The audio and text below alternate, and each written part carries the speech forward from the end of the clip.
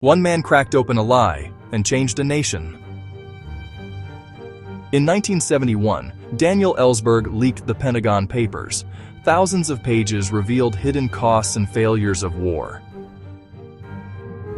He photocopied truth, risked prison, and handed it to a reporter. Overnight, the spotless narrative shattered. Trust shifted, debates ignited. It wasn't just politics. People finally saw what had been kept in the dark. Truth didn't fix everything, but it forced accountability and opened conversations that couldn't be closed again. When lies weigh heavy, one brave act can pull light through the cracks.